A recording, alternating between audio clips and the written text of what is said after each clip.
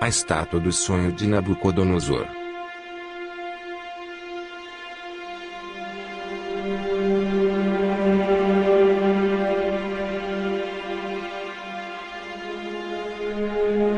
O rei Nabucodonosor teve um sonho perturbador em uma certa noite no segundo ano do seu reinado.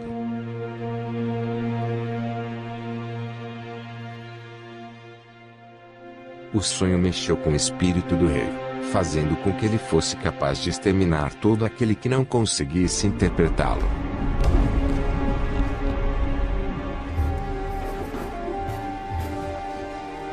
Este sonho foi uma revelação feita por Deus. Uma revelação que nos dias de hoje podemos ter a certeza da sua precisão, e para isso devemos apenas observar como se desenvolveu toda a história. E o livro de Daniel nos ajudará a entender com extrema eficácia. E no segundo ano do reinado de Nabucodonosor, teve Nabucodonosor uns sonhos, mas ao acordar não se lembrava dele. E o seu espírito se perturbou, e passou-se-lhe o seu sono.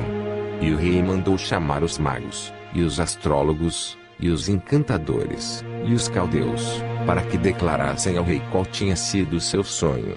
E eles vieram e se apresentaram diante do rei. E o rei lhes disse: tive um sonho, e, para saber o sonho, está perturbado o meu espírito.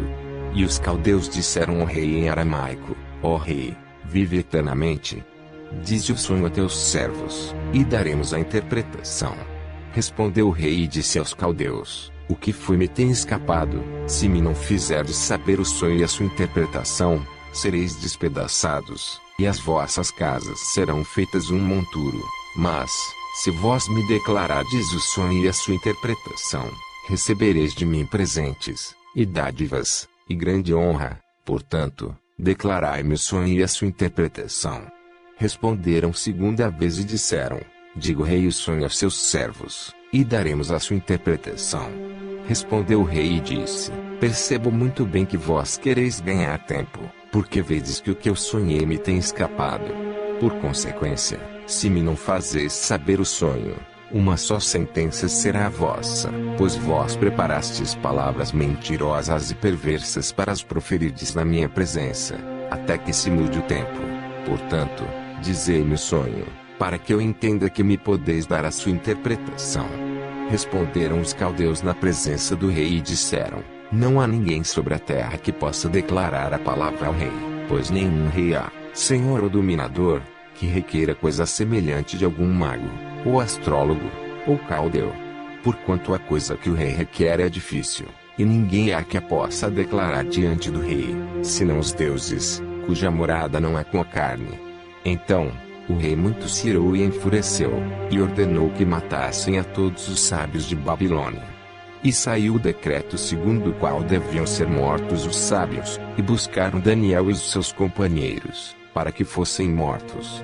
Então, Daniel falou avisado e prudentemente a Arioque, capitão da guarda do rei, que tinha saído para matar os sábios de Babilônia. Respondeu e disse a Arioque, encarregado do rei: por que se apressa a tanto mandado da parte do rei? Então, Arioque explicou o caso a Daniel. E Daniel entrou e pediu ao rei que lhe desse tempo, para que pudesse dar a interpretação. Então, Daniel foi para sua casa e fez saber o caso a Ananias, Misael e Azarias, seus companheiros, para que pedissem misericórdia ao Deus dos céus sobre este segredo, a fim de que Daniel e seus companheiros não perecessem com o resto dos sábios da Babilônia. Então, foi revelado o segredo a Daniel numa visão de noite, e Daniel louvou o Deus do céu. Falou Daniel e disse: seja bendito o nome de Deus para todo sempre, porque dele há sabedoria e força. Ele muda os tempos e as horas. Ele remove os reis e estabelece os reis. Ele dá sabedoria aos sábios e ciência aos inteligentes. Ele revela o profundo e o escondido e conhece o que está em trevas, e com ele mora a luz. Ó Deus de meus pais, eu te louvo e celebro porque me deste sabedoria e força, e, agora, me fizeste saber o que te pedimos, porque nos fizeste saber este assunto do rei. Por isso, Daniel foi ter com Arioque, ao qual o rei tinha constituído para matar os sábios da Babilônia, entrou e disse-lhe assim: não mates os sábios de Babilônia, introduz-me na presença do rei, e darei ao rei a interpretação. Então, Arioque depressa introduziu Daniel na presença do rei e disse-lhe assim: achei um dentre os filhos dos cativos de Judá, o qual fará saber ao rei a interpretação. Respondeu o rei e disse a Daniel, cujo nome era Beltesazar: podes tu fazer-me saber o sonho que vi e a sua interpretação? Respondeu Daniel na presença do rei e disse: o segredo que o rei requer, nem sábios, nem astrólogos, nem magos, nem adivinhos o podem descobrir ao rei. Mas há um Deus nos céus, o qual revela os segredos. Ele, pois, fez saber ao rei Nabucodonosor o que há de ser no fim dos dias. O teu sonho e as visões da tua cabeça na tua cama são estas: estando tu, ó rei, na tua cama, subiram os teus pensamentos ao que há de ser depois disto. Aquele, pois, que revela os segredos te fez saber o que há de ser, o teu sonho e as visões da tua cabeça, quando estavas no teu leito, são estas: estando tu, ó rei, no teu leito, surgiram-te pensamentos a respeito do que há de ser depois disto. Aquele, pois, que revela mistérios te revelou o que há de ser. E a mim foi revelado este mistério, não porque haja em mim mais sabedoria do que em todos os viventes, mas para que a interpretação se fizesse saber ao rei, e para que entendesses as cogitações da tua mente. Tu, ó rei, estavas vendo, e eis aqui uma grande estátua, esta, que era imensa, e de extraordinário esplendor, estava em pé diante de ti, e a sua aparência era terrível. Daniel 2, 29, 31. A cabeça era de fino ouro, o peito e os braços de prata, o ventre e os quadris de bronze, as pernas de ferro, e os pés eram uma parte de ferro, e outra parte de barro.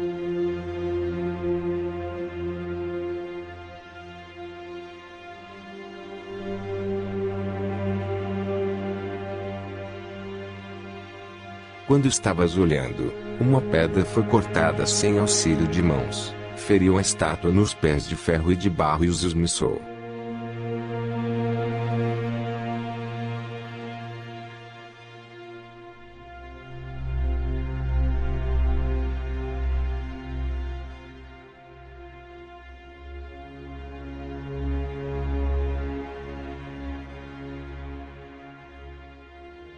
Então foi juntamente esmiuçado o ferro, o barro, a prata e o ouro, os quais se fizeram como palha das eiras no estio, e o vento os levou e deles não se viram mais vestígios. Mas a pedra que feriu a estátua se tornou uma grande montanha, que encheu toda a terra. Este é o sonho, e também a sua interpretação diremos ao rei. Daniel 2, 32, 36. Tu, ó rei, és rei de reis, pois o Deus dos céus te tem dado o reino, e o poder, e a força, e a majestade, cujas mãos foram entregues os filhos dos homens, onde quer que eles habitem, e os animais do campo e as aves do céu, para que dominasse sobre todos eles. Tu és a cabeça de ouro. Daniel 2, 37, 38. Nabucodonosor era rei da Babilônia. Sendo rei, ele era o representante máximo do reino babilônico. Por isso, ao interpretar o símbolo da cabeça da estátua, Daniel disse ao rei: tu és a cabeça de ouro. Depois de ti, se levantará outro reino, inferior ao teu. Daniel 2, 39. O profeta deixou bem claro para o rei que o reino da Babilônia não duraria para sempre. Naquela época, Babilônia dominava todo o mundo conhecido até então. Era um império mundial. Mas a seguir, com a interpretação dos símbolos, o profeta declara que um reino inferior à Babilônia se levantaria. Quando olhamos para a figura da estátua, vemos que o que cerca a cabeça de ouro são o peito e os braços de prata. A prata é um material inferior ao ouro. Quando o profeta diz que se levantará um reino inferior ao da Babilônia, ele estava se referindo ao reino representado pela prata, ou seja, o peito e os braços. Qual foi este reino que se levantou no lugar da Babilônia? Levando em consideração que Belsazar era filho e sucessor do reino de Nabucodonosor, lemos nas Escrituras o seguinte: dividido foi o teu reino e deu-se aos medos e aos persas. Naquela mesma noite, Foi morto Belsazar, rei dos caldeus. E Dario, o Medo, ocupou o reino, na idade de 62 anos. Daniel 5, 28, 30, 31. Este versículo bíblico confirma que o rei da Babilônia perdeu seu reinado, pois foi morto. Dario, dos Médios e Persas, se apoderou do reino.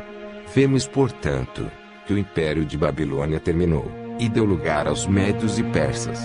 E, portanto, este é aquele representado pela parte da estátua que segue a cabeça, o peito e braços de prata.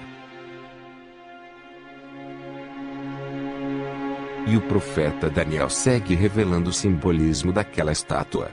Depois de ti se levantará outro reino, inferior ao teu, e um terceiro reino de bronze, o qual terá domínio sobre toda a terra. Daniel 2, 39. Vimos que depois do Império Medo-Persia, se levantaria um terceiro reino. Este reino, segundo a revelação, teria domínio sobre toda a terra. Quem era esse reino que se levantaria em lugar da Medo-Pérsia, e teria grande domínio? Encontramos esta resposta no próprio livro de Daniel. Eu tornarei a pelejar contra o príncipe dos persas, e saindo eu, eis que virá o príncipe da Grécia. Agora, eu te declarei a verdade, eis que ainda 3 reis se levantarão na Pérsia, e o quarto será acumulado de grandes riquezas mais do que todos, e, tornado forte por suas riquezas, empregará tudo contra o reino da Grécia. Depois se levantará um rei poderoso, que reinará com grande domínio. Daniel 10, 20 e 11, 2, 3. Estas foram as palavras do anjo Gabriel pronunciadas para o profeta Daniel. Vemos então que, nesse tempo no qual o anjo está falando com o profeta, é exatamente o tempo em que o Império Medo-Persa está no poder. Por isso ele afirma que irá pelejar contra o príncipe dos persas. O anjo ainda revela que haverá uma guerra entre o Império Persa e a Grécia. Quem seria o vencedor deste conflito? A resposta está nas palavras do anjo que se seguem. Depois se levantará um rei poderoso, que reinará com grande domínio. Obviamente este rei que se levantaria e reinaria com grande domínio, seria o vencedor deste conflito. Daniel 2 esclarece que este reino, vencedor do conflito, que reinaria com grande domínio é o terceiro reino. E um terceiro reino, de bronze, o qual terá domínio sobre toda a terra. Daniel 2, 39. Olhando para a figura da estátua, vemos que seu ventre e quadris eram de bronze. Esta é a terceira parte da estátua. A Grécia representa, portanto, esta terceira parte de bronze. E o profeta continua interpretando o simbolismo desta estátua. O quarto reino será forte como o ferro, pois o ferro a tudo quebra, e esmiuça, como o ferro quebra todas as coisas, assim ele fará em pedaços e esmiuçará. Daniel 2, 40. O texto diz que o quarto reino, ou seja, o que se seguiria à Grécia, seria como ferro, e esmiuçaria. Esmiuçar significa reduzir a pó, moer. As Escrituras nos falam de alguém que seria moído. Certamente ele tomou sobre si as nossas enfermidades e as nossas dores levou sobre si, e nós o reputávamos por aflito, ferido de Deus e oprimido. Mas ele foi transpassado pelas nossas transgressões e moído pelas nossas iniquidades. Isaías 53, 4, 5.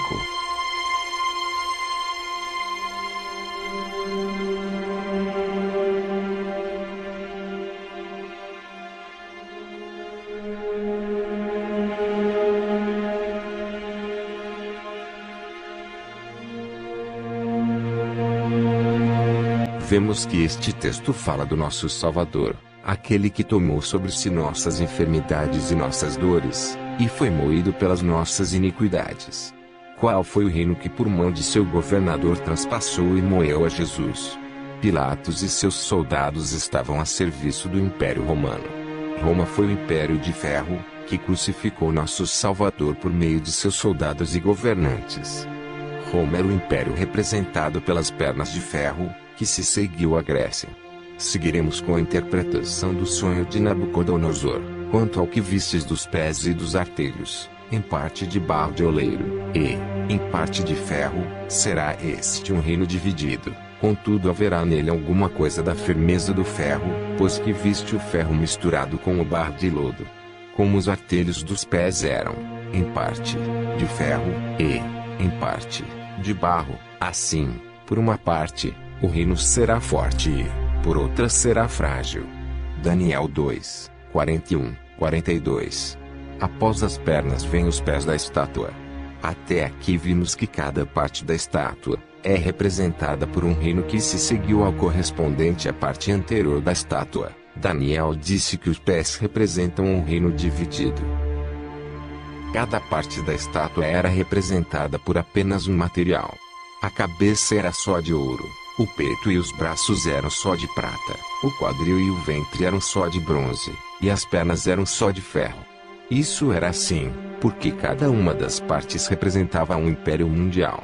Um império só dominava todo o mundo conhecido. Já os pés da estátua são feitos de dois materiais.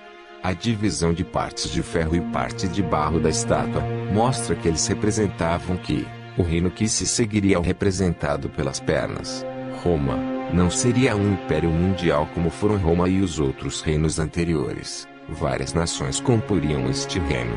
De fato, a história nos conta que o Império Romano foi destruído pelas invasões das 10 tribos bárbaras da Europa, que eram as seguintes: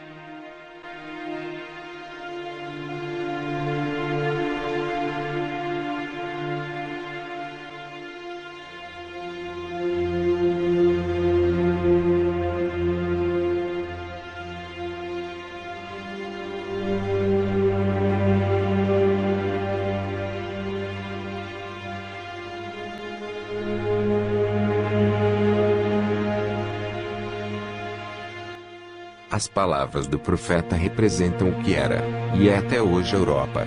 Algumas nações da Europa são consideradas potências, como o ferro,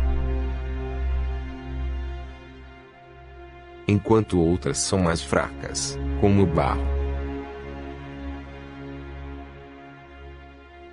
Vimos na tabela que as tribos bárbaras que destruíram o Império Romano deram origem a nações como Inglaterra,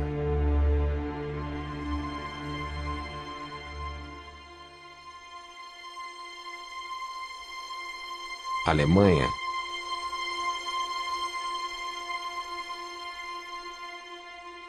e França, que são consideradas potências europeias, e deram origens também a outras nações, como Suíça,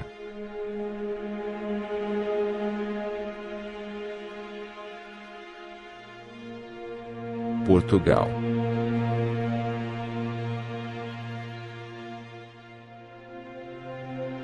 e Espanha, que não são consideradas potências. As nações fortes foram representadas pelo ferro, enquanto as nações mais fracas, pelo barro. Vemos que a interpretação da estátua começou a partir da cabeça. Os reinos que foram sucedendo-se seguiram em ordem. O Império da Babilônia, representado pela cabeça da estátua, iniciou-se no ano 605 a.C. Já Roma, o quarto império representado pelas pernas da estátua, ascendeu ao poder no ano 128 a.C.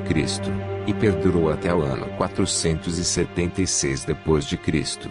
À medida em que vamos descendo, interpretando as partes da estátua, vamos avançando no tempo. Note que, até aqui, tudo que o profeta Daniel disse ao rei Nabucodonosor se cumpriu. A sequência de reinos predita pela estátua foi fielmente cumprida pela sequência de impérios que surgiram e dominaram a terra. A exatidão do cumprimento dos símbolos nos eventos que já se cumpriram nos dá a certeza e a fé de que os eventos preditos relativos ao nosso tempo e ao tempo futuro se cumprirão com a mesma precisão. É importante termos isso em mente ao seguirmos com a interpretação dos símbolos vistos no sonho do rei, em Daniel 2. Uma vez que, na sequência da interpretação, o profeta revela o que ocorrerá no futuro próximo. Analisando mais atentamente os pés da estátua, podemos ver que há uma interessante conexão entre a profecia de Daniel 2 e a de Apocalipse 17, assim como vimos na série Apocalipse 17 as visões de João, postada aqui no canal, onde vimos que a besta tinha 10 chifres, Os pés da estátua têm 10 dedos. Já sabemos que o livro de Apocalipse é uma revelação do livro de Daniel. Assim, o símbolo dos 10 chifres de Apocalipse 17 revela o símbolo dos 10 dedos dos pés da estátua de Daniel 2. Em Apocalipse 17, o anjo assim explica: os 10 chifres que vistes são 10 reis, os quais ainda não receberam reino, mas recebem autoridade como reis, com a besta, durante 1 hora. Apocalipse 17, 12. Segundo o texto, os 10 chifres representavam 10 reis que em um futuro próximo darão autoridade à besta. Os 10 chifres de Apocalipse 17 correspondem aos 10 dedos da estátua.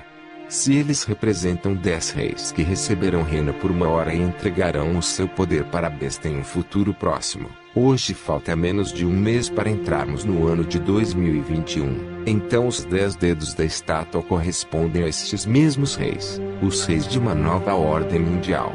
Falando destes 10 reis, o profeta Daniel disse: mas nos dias destes reis, o Deus dos céus suscitará um reino que não será jamais destruído. Este reino não passará a outro povo, esmiuçará e consumirá todos estes reinos, mas ele mesmo subsistirá para sempre.